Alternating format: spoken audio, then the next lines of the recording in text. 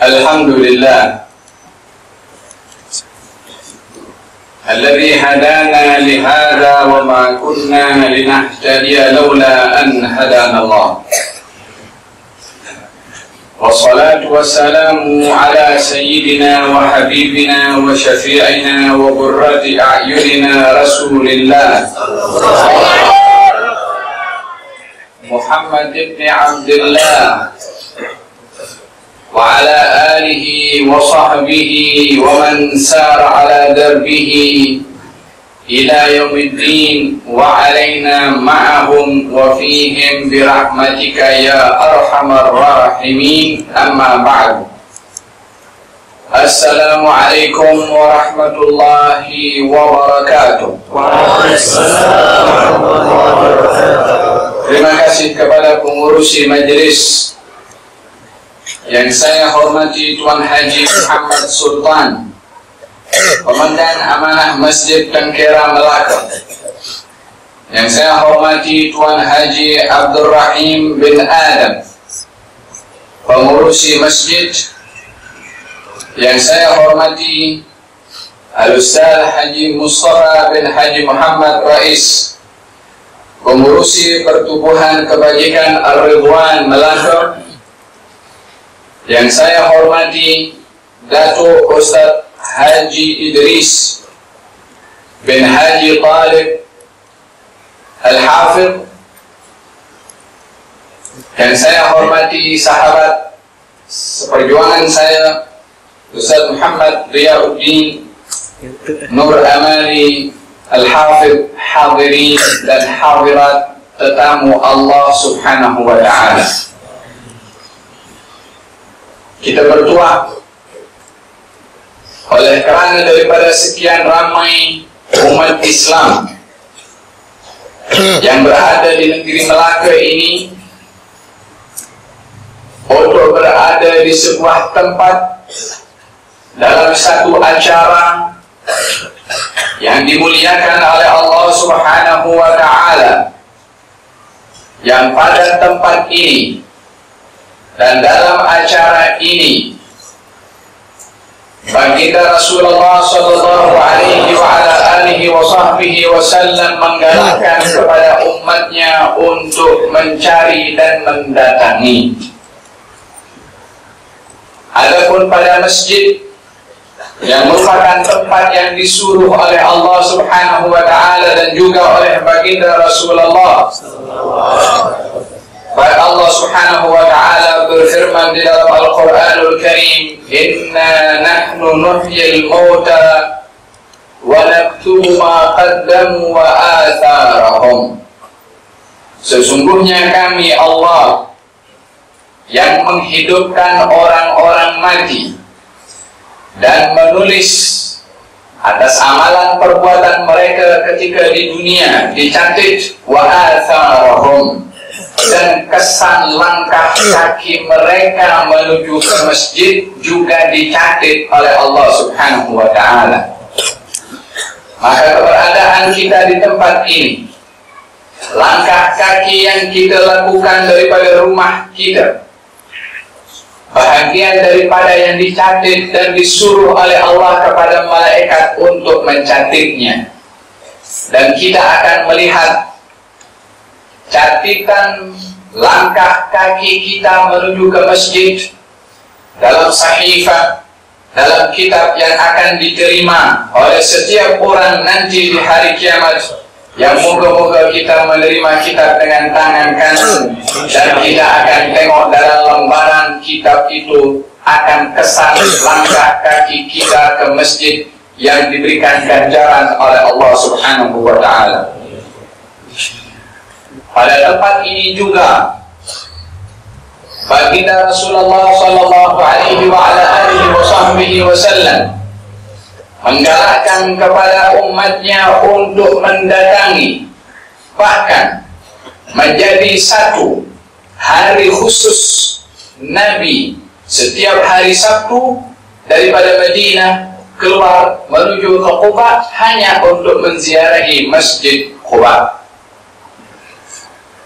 Dalam hal ini baginda Rasulullah sallallahu alaihi wa ala alihi wa sahbihi wasallam bersabda, "Man ghada aw raha ila al-masjid a'adda Allahu lahu nuzulan kullama ghada aw raha." Atau kama qala, barang siapa orang yang datang ke masjid di waktu pagi atau di waktu petang, yang melangkahkan kaki menuju ke masjid. Di waktu pagi maksudnya subuh, di waktu petang adalah yang dimaksudkan secara khasnya adalah maghrib dengan isya, ataupun bermula daripada asar. A'addallahu lahu, Allah akan menyediakan untuknya nuzulan, hidangan.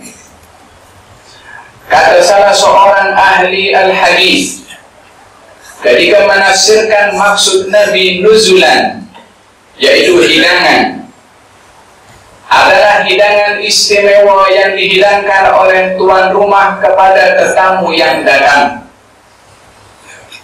Itu namanya nuzul. Di dalam syariat kita, seseorang itu akan dikatakan tetamu dan dilayan istimewa oleh tuan rumah sebagai tetamu selama 3 hari. Selebih daripada 3 hari itu layanannya biasa, tapi 3 hari pertama menjadi tetamu, layanannya adalah istimewa. Bila mana seseorang datang pergi ke masjid dan diberikan hidangan karena dia adalah menjadi tetamu kepada Allah, dan ada bezanya seseorang menjadi tetamu kepada manusia dengan orang menjadi tetamu kepada Allah. Bukankah baginda Rasulullah sallallahu alaihi wa ala alihi wasallam bersabda, barang siapa yang berwudu daripada rumahnya lalu datang pergi ke rumah Allah, yakni masjid, maka Allah akan menyeru kepadanya, fahaqqun 'alal mazuri an yukrima zairah. Wajib bagi yang diziarahi itu untuk mempelawar kepada yang berziarah. Wajib bagi yang dikunjungi itu untuk melayan kepada yang berkunjung. Bila mana berkunjung ke rumah orang yang kaya, orang yang berada, maka hidangan itu adalah disesuaikan dengan sifat pemurahnya orang yang kaya itu. Maka hidangan itu diukur kepada sifat pemurah orang yang akan menghidang. Adapun bila mana yang menghidangkan itu, yang mempelawar itu, yang melayan itu adalah yang maha pemurah, yang memberikan sifat pemurah itu kepada hambanya, maka jangan tanya hidangan yang akan diberikan oleh yang maha pemurah kepada orang yang bertamu di rumah yang maha pemurah. Apakah itu nuzul? Karena kita menjadi tetamu kepada yang maha pemurah Allah subhanahu wa ta'ala, Allah menghidangkan nuzul. Apakah itu nuzul? Hidangan yang diberikan kepada tetamu, yang tetamu itu menjadi tetamu 3 hari. Seseorang yang menjadi tetamu kepada Allah selama 3 hari, dan 1 hari di sisi Allah tidak sama dengan 1 hari di sisi manusia. 1 hari di sisi manusia 24 jam, tapi 1 hari di sisi Allah, wal yawmu 'inda rabbika ka'alfi sanadin mimma ta'udun. 1 hari di sisi Tuhanmu sama dengan 1000 tahun daripada jumlah bilangan hari kamu di dunia. Kita menjadi tetamu kepada Allah setiap kali datang berapa hari? 3 hari. Dan 1 hari di sisi Tuhan 1000 tahun. Kalau 3 hari 3000 tahun. Yang datang ke masjid itu kalau datang setiap pagi, kullama ghada aw raha, kata Nabi, setiap datang pagi atau setiap datang petang diberi hidangan oleh Allah Subhanahu wa taala, setiap kali datang ke rumah Allah Subhanahu wa taala. Alangkah besarnya pemberian yang Allah berikan kepada orang yang mau datang pergi ke masjid, dan alangkah ruginya orang yang mengabaikan, mencuaikan peluang yang akan diberikan oleh Allah kepada orang yang datang pergi ke masjid.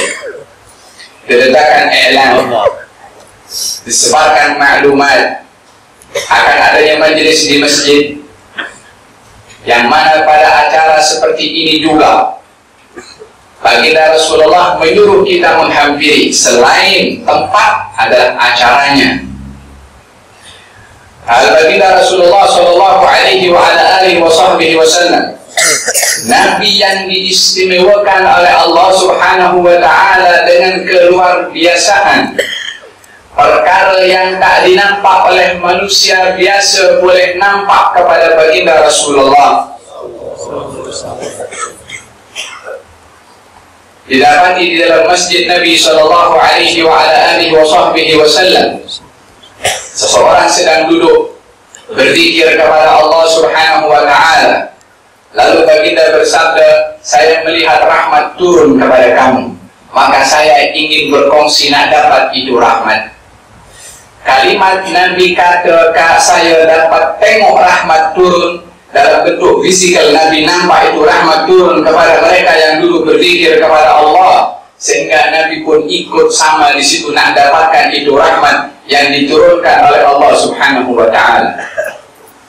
Bahkan dalam riwayat yang lain dikatakan, ra'aitus sakinata, saya melihat as-sakinah yang diturunkan kepada kamu. Maka Nabi pun ikut duduk di situ untuk mendapatkan as-sakinah yang diturunkan oleh Allah Subhanahu wa taala. Yang kita hadiri ini adalah tempat yang amat disukai oleh Allah. Acara yang kita hadiri adalah acara yang Nabi ikut juga kongsi bersama. Dan jangan kita hanya melihat bahwasanya yang duduk di sini itu adalah kita sahaja manusia dalam keadaan rapat dan berdesak-desakan atau hampir satu dengan yang lain. Sesungguhnya para malaikat lebih banyak lagi berhimpun berdesak-desakan menghampiri majlis-majlis seumpama ini, sampai menumpuk satu dengan yang lain sampai kepada langit yang menghampiri kepada dunia. Inna lillahi malaikatan sayyarina fil ardi, sesungguhnya Allah mempunyai malaikat yang berkeliling di atas muka bumi ini.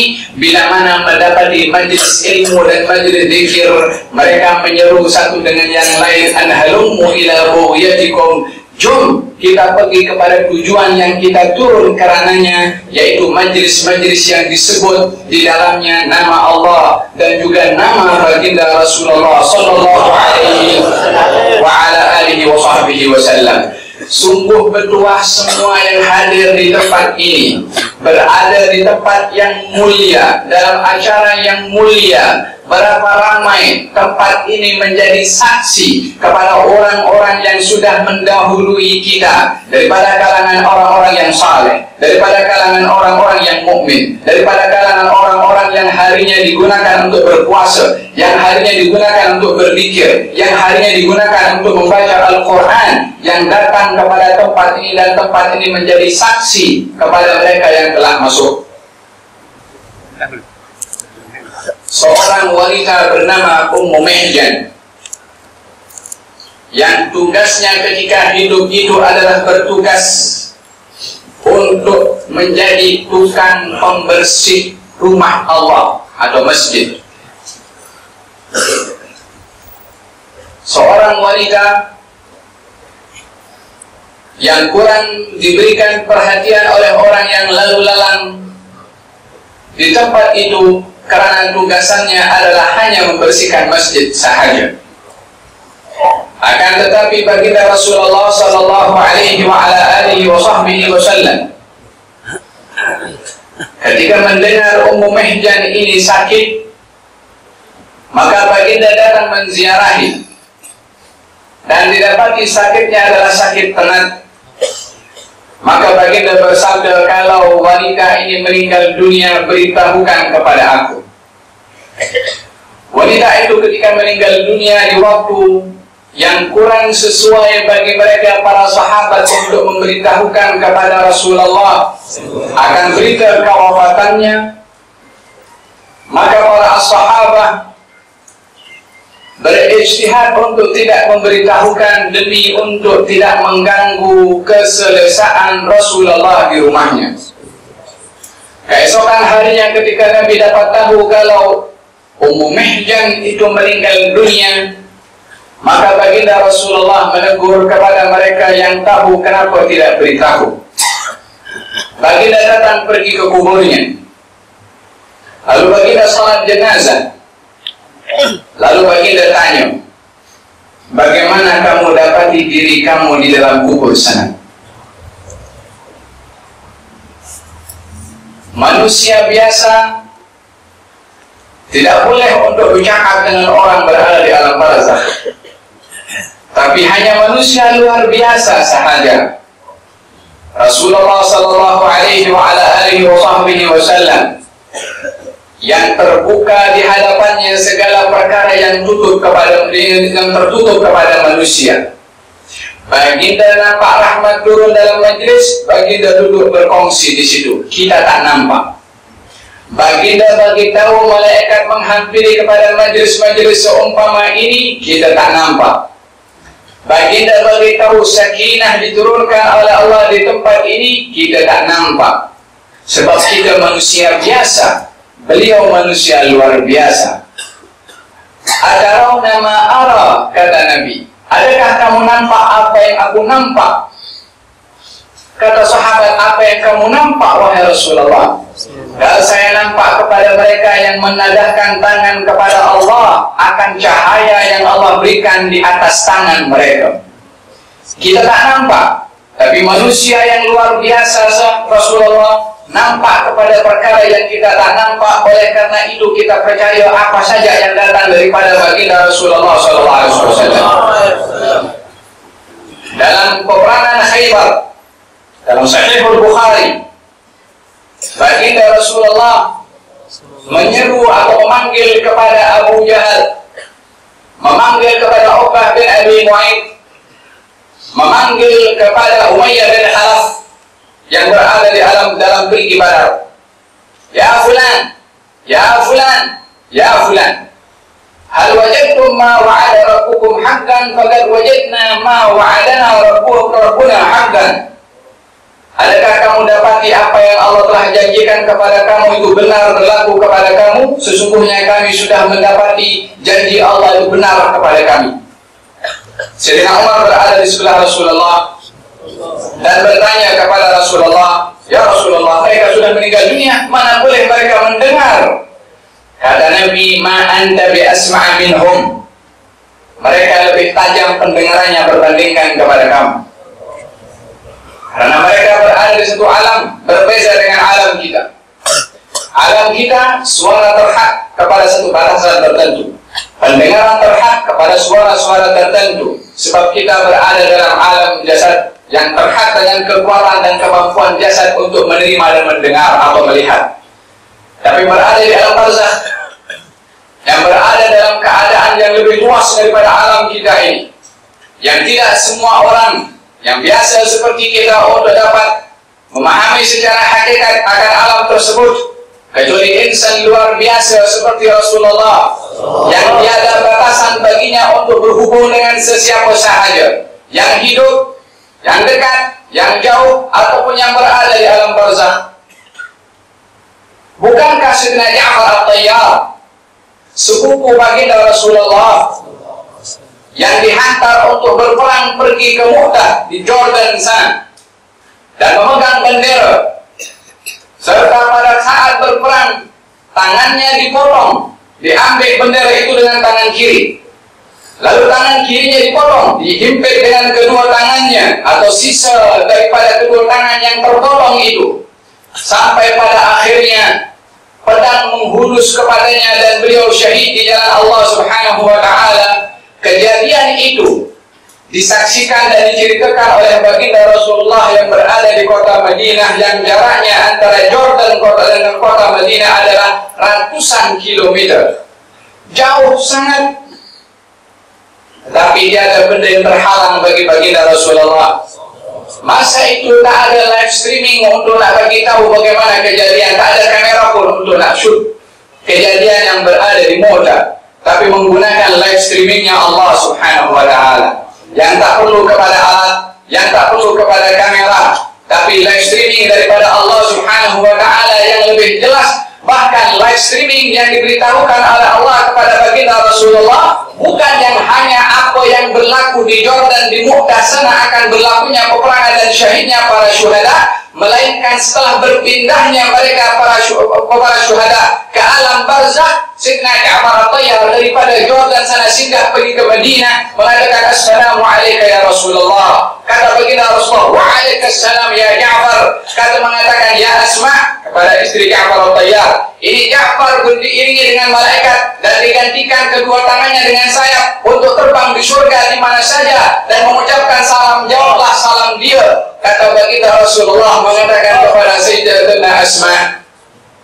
istri kepada Sayyidina Ja'far At-Tayyar, tak terhalang kepadanya untuk melihat dan mendengar suara orang berada dalam barzakh, menjawab salam orang-orang berada di alam barzakh. Siapa pula orang yang menafikan bahwasanya orang berziarah mengucap salam kepada orang berada di alam barzakh tak jawab salamnya, yang memberitahukan kepada kita yang dengar real daripada orang yang sudah berada di alam barzakh. Oleh karena itu beliau mengajarkan kepada kita kalau masuk kubur kita di tanah kuburan, assalamualaikum dara qaumin mu'minin wa inna insyaallah bikum lahiqun antum salafuna wa nahnu al-athar yaghfirullahu lana wa lakum. Diajar untuk kita mengucap salam kepada orang berada di alam barzakh.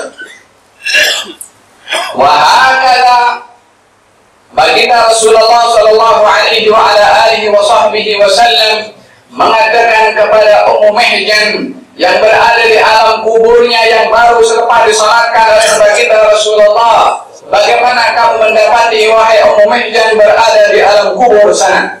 Dan kata baginda Rasulullah, dia menjawab, tidak ada amalan yang lebih baik daripada membersihkan masjid. Jawaban Ummu Mihjan, seorang wanita yang bertugas untuk membersihkan masjid. Oleh karena yang demikian, tugasan apa saja kepada orang yang bertugas di masjid, jangan dianggap tugasan itu remeh-temeh. Walaupun hanya untuk mematikan dan menghidupkan lampu, walaupun hanya melihat kipas yang menyala tak ada orang duduk situ untuk dimatikan, walaupun melihat benda-benda kotor di masjid untuk diambil dan dibuang demi untuk menjaga kebersihan masjid. Uridat alayya a'malukum mahasinuha wa masawi'uha. Dihantarkan kepada aku, kata baginda Rasulullah, amal perbuatan kamu semua yang baik dan yang buruk. Fawajadtu min mahasini a'maliha al-adha yubatu 'anil tariq. Aku dapati amal perbuatan baik yang dihantarkan kepada aku, kata baginda Rasulullah, al-adha yubatu 'anil tariq. Benda yang mengganggu orang lain yang ada di jalan diselamatkan, diketepikan untuk tidak mengganggu. Perbuatan ini juga dihantarkan kepada aku, kata Rasulullah. Wa wajadtu min masawi a'maliha an-nukha'atu takunu fil masjid wa lam tudfan. Dan aku dapati daripada perbuatan yang tak baik dibuat oleh seseorang, yaitu orang yang meludah di masjid, kemudian ludahnya itu tidak ditutup dengan tanah. Dahulu masjid itu adalah dibuat daripada tanah, bawahnya itu. Maka terkadang orang yang tak terkawal untuk nak membuang ludah dan terkeluar ludah itu, maka ludahnya sepatutnya ditutup dengan tanah untuk tidak menjadi dipijak ataupun menjadi tempat sujud kepada orang yang masuk di situ. Akan tetapi zaman kita sekarang ini adalah masjid sudah menggunakan karpet atau menggunakan tempat-tempat yang sudah bersih. Maka jenis-jenis kotoran yang berlaku dalam masjid daripada seseorang itu, terkadang orang buang kuku di dalam masjid. Terkadang orang maaf cakap mengambil kotoran daripada matanya, dari hidungnya, daripada telinganya, kemudian digosokkan kepada karpet masjid.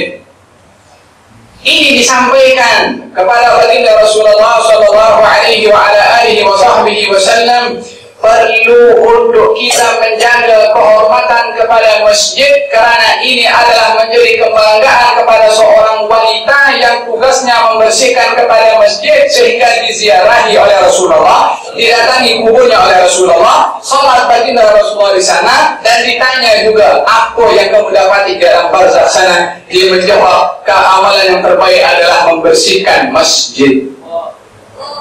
Hadirin dan hadirat yang dirahmati oleh Allah Subhanahu wa Ta'ala, maka hendaklah kita memperhatikan tempat di mana kita berada sekarang ini, yaitu rumah Allah, menjadi tetamu kepada Allah. Yang dipandang oleh Allah bukan pakaian yang kita pakai, bukan serban warna apa yang kita pakai, bukan jubah ataupun gamis apa yang kita pakai. Innallaha la yanzuru ila suwarikum. Allah tidak lihat kepada kamu rupa penampilan kamu, tapi yang dilihat oleh Allah adalah qulubikum, apa yang ada di dalam hati kamu. Itu yang dipandang oleh Allah Subhanahu wa Ta'ala.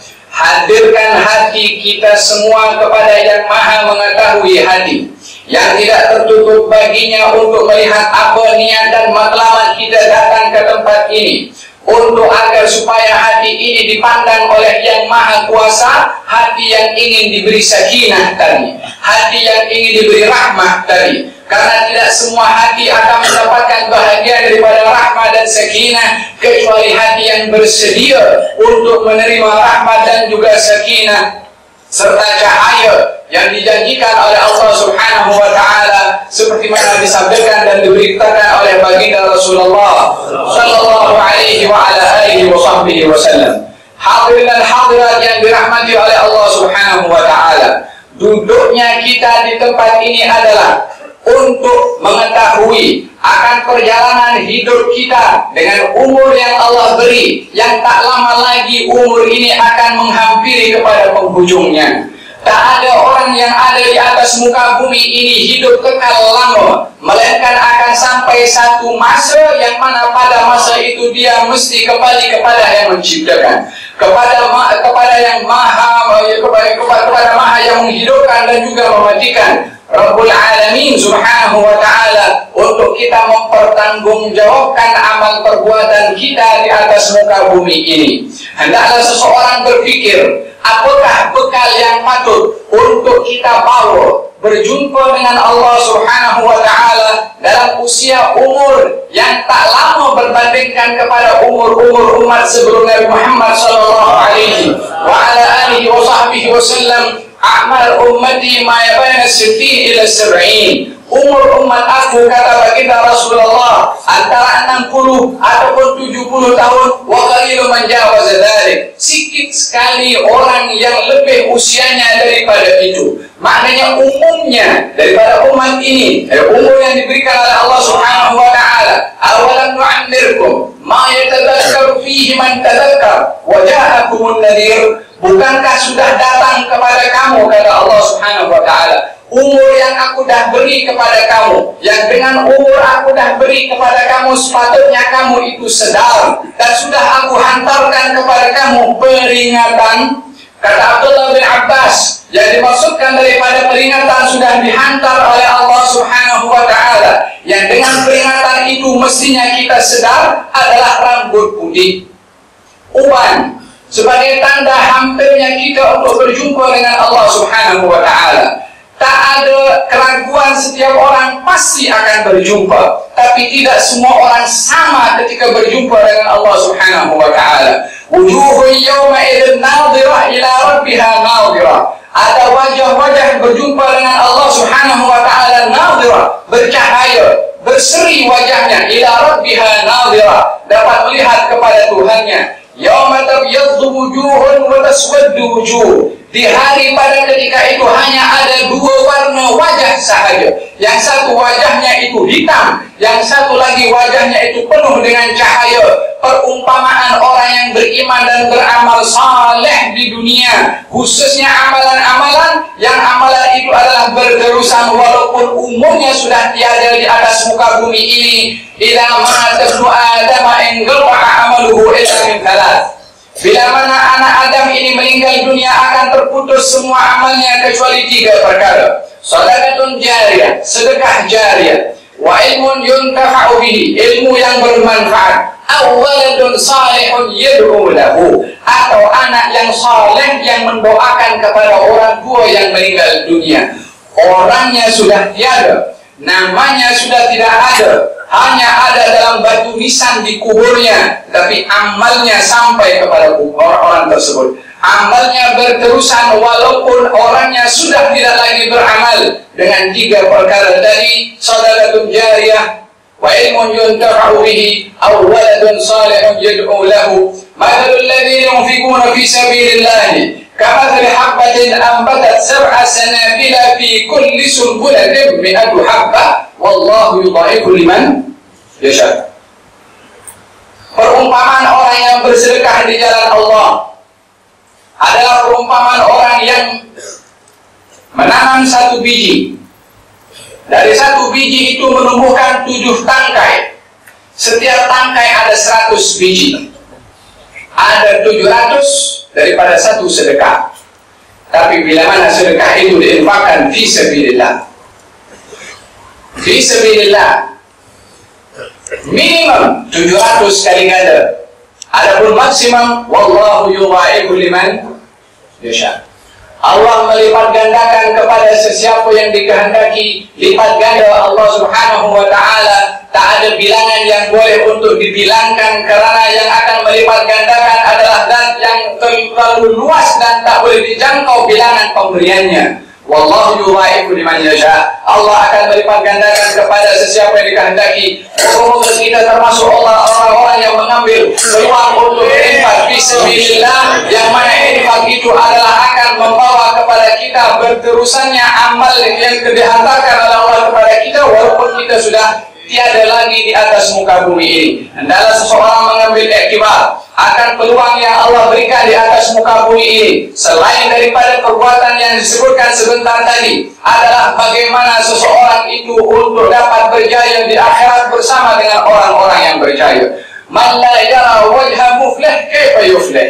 Barang siap bagaimana seseorang itu akan berjaya kalau tidak melihat ataupun rapat ataupun dia bersahabat, berkawan dengan orang-orang yang berjaya. Kalau tadi Haji Mustafa menceritakan tentang bagaimana seseorang itu bila mana duduk bersama dengan orang-orang yang bertuah, maka dia pun akan bertuah, kurang-kurang namanya akan dijaga baik. Demikian Allah suruh di dalam Al-Quranul Karim, ya ayyuhalladzina amanu taqullaha wa kunu ma'as sadiqin. Wahai orang-orang yang beriman, bertakwalah kamu kepada Allah dan jadilah kamu senantiasa bersama dengan orang-orang yang jujur. As-sadiqin, jujur kepada Allah, jujur kepada manusia, jujur kepada lingkungan, jujur kepada diri sendiri. As-sadiqin, orang yang jujur bukan hanya dalam perbuatannya, tapi bukan hanya dalam perkataannya. Kejujuran tidak dihadkan hanya kepada perkataan, walaupun memang pada hakikatnya jujur itu dinisbahkan kepada lisan. Ma yalfidu min qawlin illa ladayhi raqibun atid. Tidak bercakap seseorang dengan satu perkataan melainkan ada raqib dan atid yang untuk menilai percakapan itu jujur atau tidak jujur, benar atau tidak benar, ma'ruf atau mungkar, hak atau batil, akan dicatat oleh malaikat raqib ataupun atid. Terjemahan daripada jujur itu yang umumnya adalah melalui lisan diterjemahkan melalui perbuatan, yakni apa yang dikatakan sesuai dengan perbuatannya, apa yang nampak sesuai dengan apa yang di dalam. Ini adalah kejujuran yang sebenar, yang merupakan sebab kejayaan Nabi Muhammad sallallahu alaihi wasallam. Ayat tadi turun itu kepada 3 orang sahabat Nabi sallallahu alaihi wasallam yang jujur perbuatannya dan juga perkataannya dan juga perbuatannya.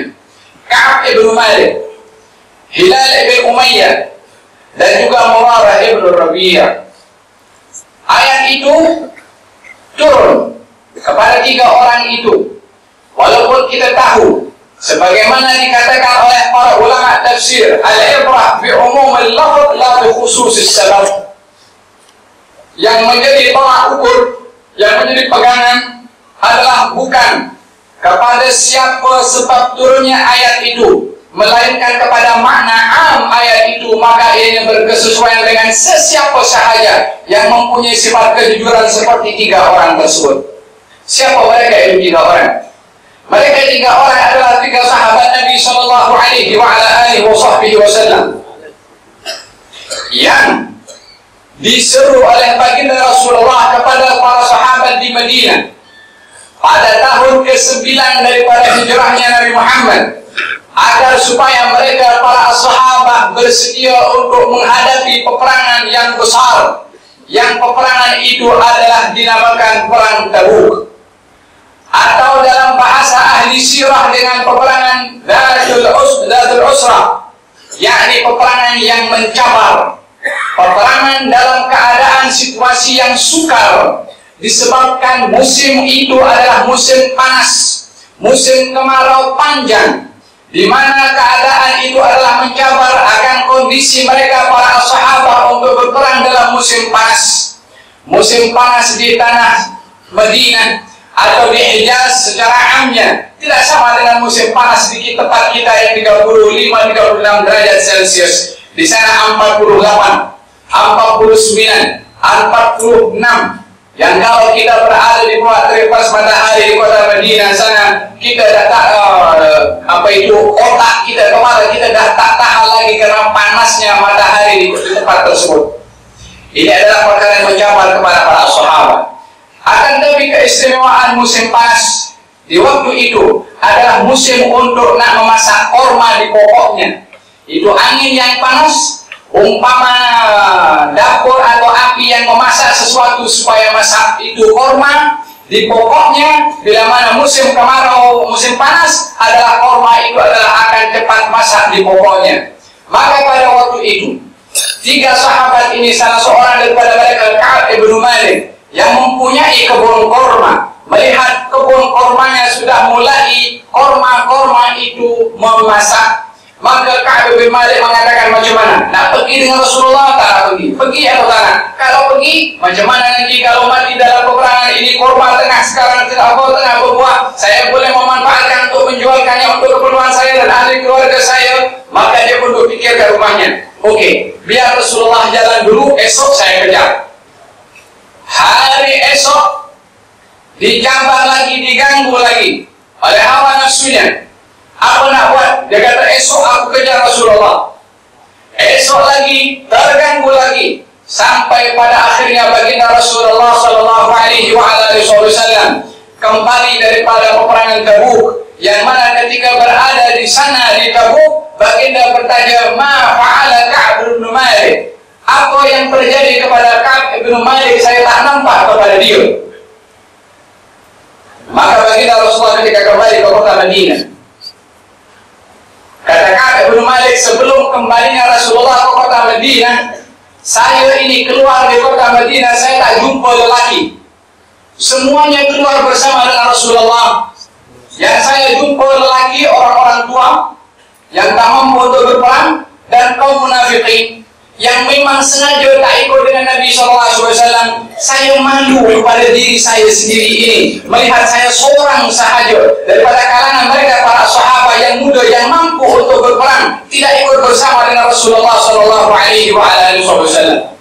Maka setelah kembalinya Rasulullah, orang-orang munafikin ini datang kepada Rasulullah mengatakan, ya Rasulullah, saya sakit, ya Rasulullah, ahli keluarga saya perlu bantuan saya, ya Rasulullah. Ribu macam alasan disampaikan oleh mereka agar supaya dapat dimaafkan oleh Rasulullah. Rasulullah memaafkan mengikut hukum lahirnya dan menyerahkan alasan yang sebenar yang ada di dalam hatinya itu kepada Allah Subhanahu wa Ta'ala. Ka'ab bin Malik ditanya, kenapa kamu tidak ikut? Kata Ka'ab bin Malik, ya Rasulullah, kalau saya adalah orang yang paling pandai untuk bercakap dan mencari alasan, mencari keuzuran, tapi saya tak berani untuk mencari-cari uzur dan memberitahukan kepada kamu sebab apa saya tidak ikut dengan keuzuran yang palsu. Karena saya tahu bila mana Allah bagi tahu kepada engkau akan tipu saya kepada engkau, engkau akan terluka dengan apa yang saya lakukan kepada kamu. Tak ada sebab ya Rasulullah. Memang saya tak ikut, memang karena saya tak ada sebab.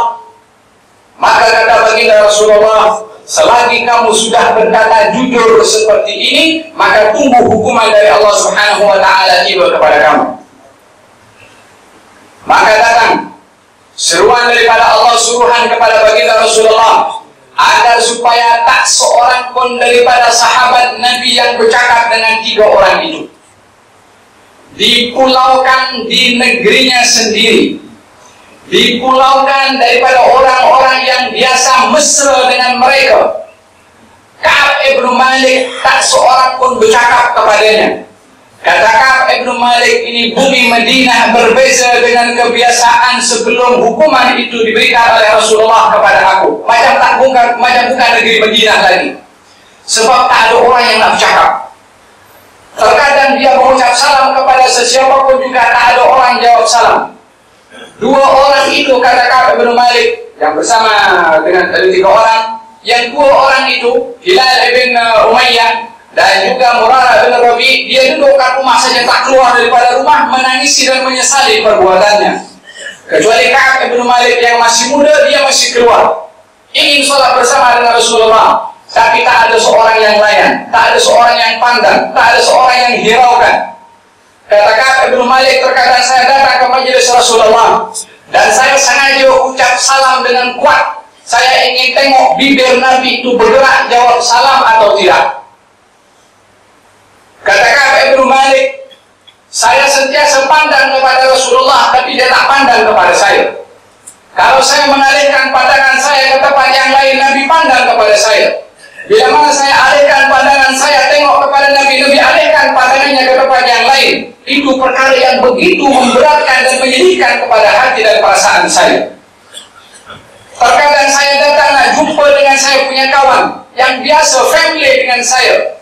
Saya nak jumpa, nak sembang walaupun satu patah kata, mengatakan kepada dia, bukankah kamu tahu saya ini sayangkan kepada Allah dan Rasulnya? Bukankah kamu tahu saya adalah orang yang hormat kepada Allah dan Rasulnya? Dia jawab, Allah yang tahu. Mereka semua patuh dan taat kepada suruhan yang datang daripada Rasulullah. Wa ma atakumur rasulu fakhudhuh. Yang datang daripada Nabi, ambil, jangan cakap. Kata Ka'ab ibn Malik, 40 hari saya berada dalam keadaan dipulaukan, tak seorang pun yang bercakap dengan saya. Lebih daripada itu, datang suruhan daripada Rasulullah agar supaya istri-istri daripada 3 orang ini tidak menghampiri atau tidak dihampiri oleh suaminya. Kata Ka'ab ibn Malik, adakah saya akan ceraikan kepada dia?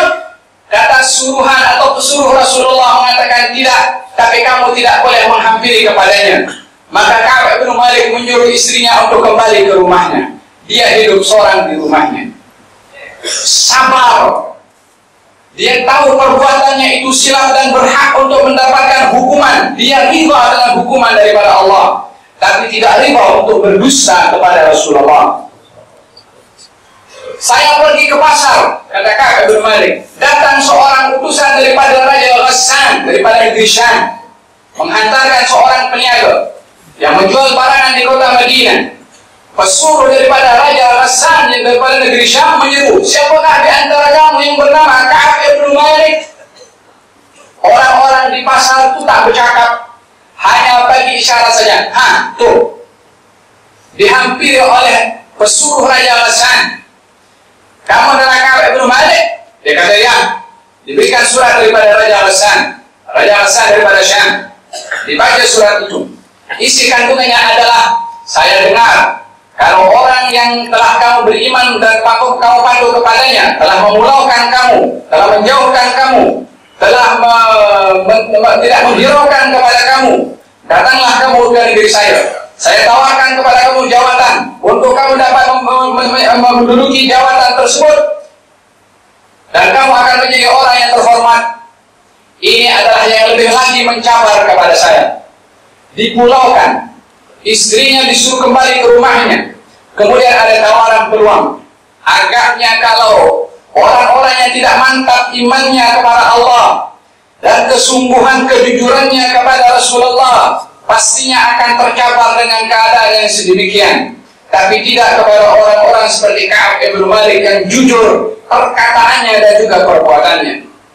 Maka diambil itu kertas ataupun surat yang ditulis melalui kulit, dicampakkan ke api yang ada di tempat di pasar situ. Maka dia pun kembali ke rumahnya.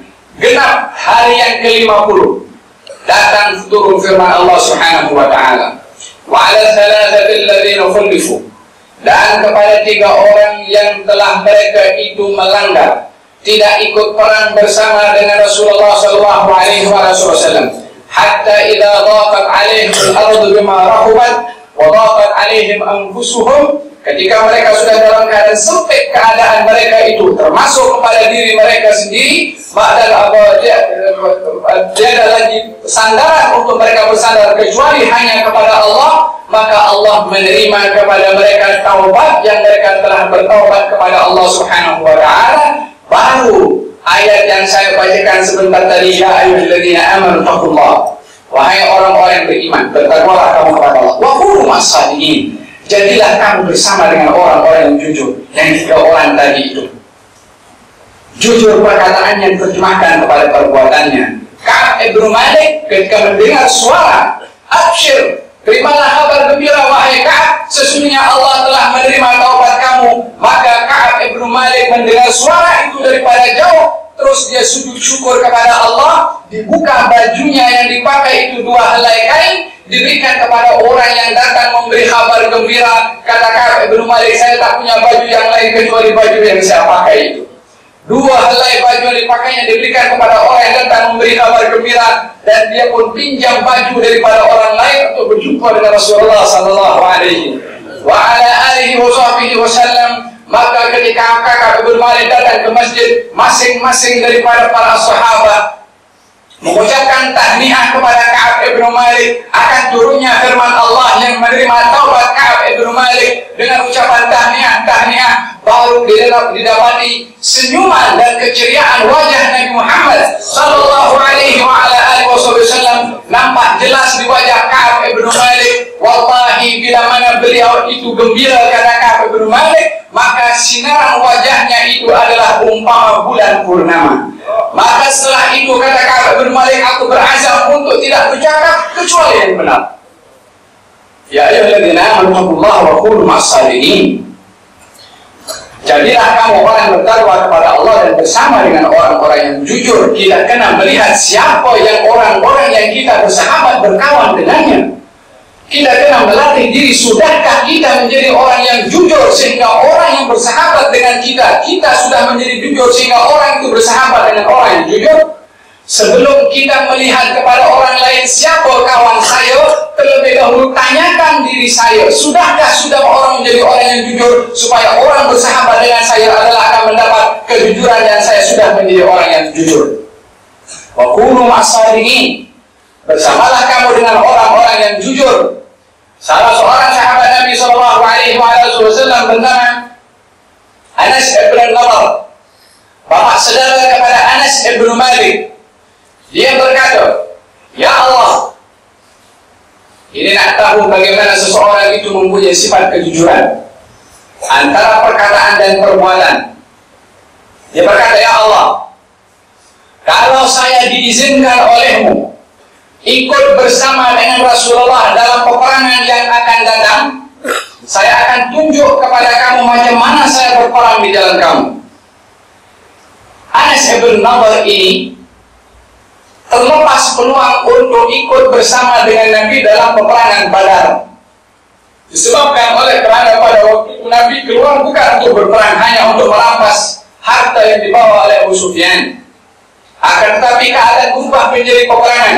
Waktu itu Anas ibn Nadhr tidak ikut bersama dengan Nabi, maka dia menyesal. Kenapa aku tak ikut dengan Nabi? Tanda orang yang baik, tanda orang yang saleh, bila mana terlepas peluang berbuat baik dia itu menyesal, itu tanda orang yang ada orang yang baik atau orang yang saleh. Tapi bila mana terlepas peluang daripadanya, dia okey je, tak apalah. Nah, kata baginda Rasulullah ketika seorang bernama Zaid al-Khail. Zaid al-Khail. Al-Khail dalam bahasa Arab artinya kuda. Gelaran Zaid itu adalah al-Khail. Dia tanya, ya Rasulullah, apa tanda Allah sayang kepada hamba dan tanda Allah tak sayang kepada hamba? Kata baginda Rasulullah, bagaimana keadaan kamu ini, Pak wahai Zaid? Kata Zaid mengatakan, ya Rasulullah, saya ini berada dalam keadaan suka kepada orang yang baik, suka berbuat baik, dan susah hati bila mana terlepas perbuatan baik. Suka orang baik, suka saat berbuat baik, dan susah hati bila mana terlepas peluang daripada perbuatan baik. Kata Nabi, hasbuk, cukup, itu tanda Allah sayang kepada kamu. Yang terakhir tandanya itu susah hati bila mana terlepas peluang daripada perbuatan baik.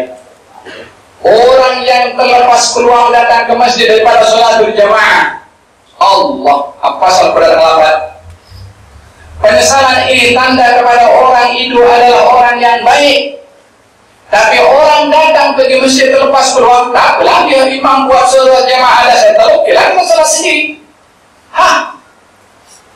Antara 27 dengan 1 tak beza kepada kita. Ganjarannya dari Allah Subhanahu wa ta'ala.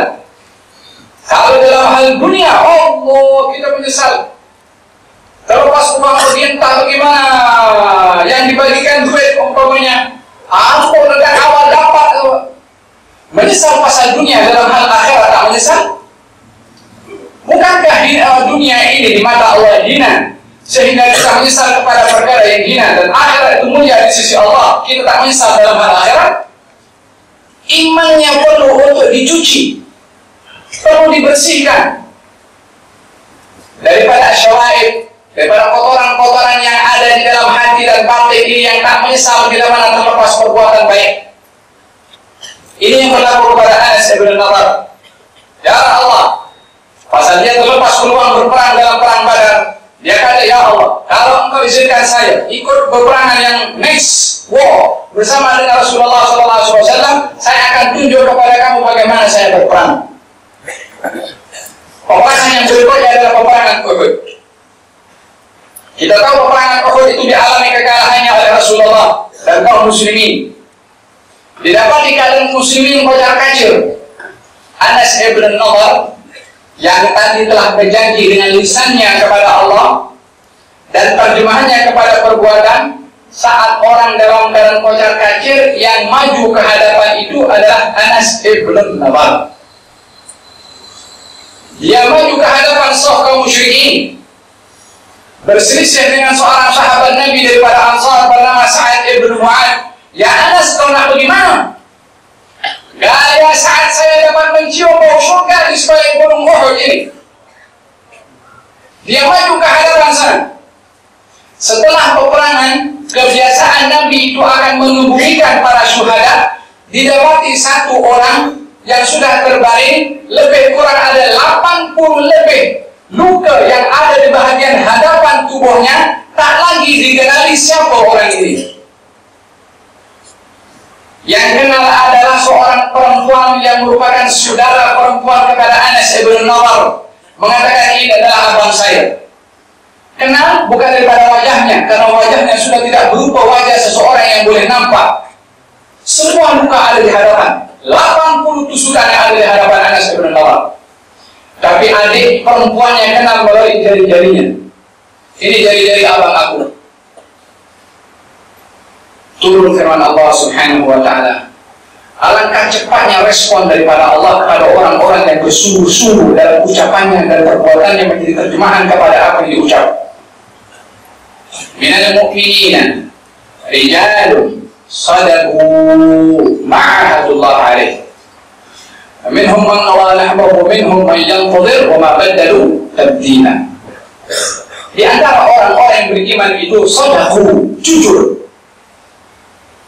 Bukan hanya dalam perkataan, tapi dalam perbuatan. Ma'ahadullah, jujur apa yang dia telah janjikan kepada Allah. Yang dimaksudkan adalah Anas ibn Nadar. Dia cakap, aku akan tunjukkan kepadamu macam mana aku berperang. Ditunjukkan dengan perbuatannya macam mana dia berperang. In tasduqillah yasduqka. Kata baginda Rasulullah, kalau kamu memang berkata jujur daripada lisan kamu, yang keluar daripada hati kamu, Allah akan berikan kejujuran kamu itu sesuai dengan kejujuran yang kamu ucap kepada Allah. Apa yang kita jujurkan kepada Allah, itu yang kita dapat daripada Allah Subhanahu wa ta'ala. Anas ibn Nawar berkata jujur, dia dapat apa yang telah dijanjikan oleh Allah kepadanya. Seorang sahabat Nabi berkata kepada Rasulullah SAW ketika diberikan harta rampasan perang sebagai hadiah ghanimah daripada baginda Rasulullah, itu orang datang kepada Rasulullah, ya Rasulullah, saya berbaiat kepada engkau bukan dapatkan harta rampasan perang. Lalu Nabi tanya, kalau begitu kamu berperang bersama dengan aku untuk dapat apa? Sahabat itu menjawab, saya berperang dengan kamu supaya saya dapat sebusur panah kena kepada leher saya, diletakkan jarinya di lehernya, sehingga saya syahid di jalan Allah Subhanahu wa ta'ala. Kata Nabi, intasduqillah yasduqka. Kalau kamu jujur kepada Allah dengan kata-kata kamu itu, Allah akan beri sesuai dengan kejujuran kamu. Dalam peperangan yang berikutnya, orang ini ikut berperang dengan Nabi, didapati panah mengenai kepada lehernya tepat kepada tempat yang disentuh oleh tangannya sendiri. Dia boleh mati dengan tombak, dia boleh mati syahid dengan pedang, dia boleh mati kena kepada tombak pada lehernya, tapi tak, dia syahid di jalan Allah Subhanahu wa ta'ala dengan panah dan tepat kepada tempat yang disentuh oleh tangannya. Sebab ketika berkata kepada Allah, benar-benar jujur perkataan itu kepada Allah, Allah akan beri sesuai dengan kejujuran kita kepada Allah Subhanahu wa ta'ala. Dengan demikian kita ingin mengambil satu pengajaran daripada majlis yang penuh dengan barakah ini, tentang mengambil iktibar umur yang diberikan oleh Allah Subhanahu wa ta'ala kepada kita, yang menjadi bekalan modal kepada kita untuk berbekal dengan kejujuran kepada Allah Subhanahu wa ta'ala, dengan kejujuran kepada baginda Rasulullah SAW. Kejujuran yang bukan hanya terungkap melalui lisan, tapi terungkap juga melalui perbuatan. Jadilah orang-orang yang jujur, bersahabatlah dengan orang-orang yang jujur, supaya kita bersama dengan orang-orang yang jujur nanti di akhirat. Doa yang diharapkan oleh Nabi Yusuf alaihissalam ketika sudah sempurna tugasannya, tawaffani musliman wa alhiqni bis salihin. Matikan aku ya Allah dalam keadaan Islam, himpunkan aku bersama dengan orang-orang yang saleh bila di akhirat nanti. Adakah bayangan kita orang akan berada di akhirat sana bersama dengan orang-orang yang saleh, di dunia tidak bersama dengan orang yang saleh? Di dunia duduk dengan orang-orang tak betul, di dunia buat benda-benda tak betul, kemudian di akhirat duduk dengan Rasulullah SAW, nak duduk dengan Sayyidina Abu Bakar As-Siddiq, nak duduk dengan Sayyidina Umar bin Khattab, nak duduk dengan Sayyidina Uthman bin Affan, nak duduk dengan Anas bin Nadar, nak duduk dengan Sayyidina Ali bin Abi Thalib karramallahu wajhah, nak duduk dengan orang-orang yang saleh di sana. Di sini kita berbuat munkar, duduk dengan orang-orang yang tak betul, duduk dengan orang-orang yang dusta. Karena tadi dan macam mana kamu buat di dunia, di akhirat kamu akan dibalas sesuai dengan perbuatan kamu di dunia. Duduklah bersama dengan orang-orang yang saleh, bersamalah dengan orang-orang yang jujur, untuk bersama dengan orang yang jujur di sana, dan juga bersama dengan orang-orang yang saleh di sana. InsyaAllah kita berdoa kepada Allah Subhanahu wa ta'ala pada majlis yang penuh dengan barakah ini, dengan menadahkan tangan kepada Allah Subhanahu wa ta'ala, sementara kita berada di rumahnya, sementara kita berada menjadi tamu kepada Allah, menjadi tamu kepada yang maha pemurah, menjadi tamu kepada yang maha pemberi, yang kalau memberi tak peduli sebesar mana pemberiannya, yang kalau akan memberikan hidayah tak peduli sebesar mana hidayah yang akan diberikan.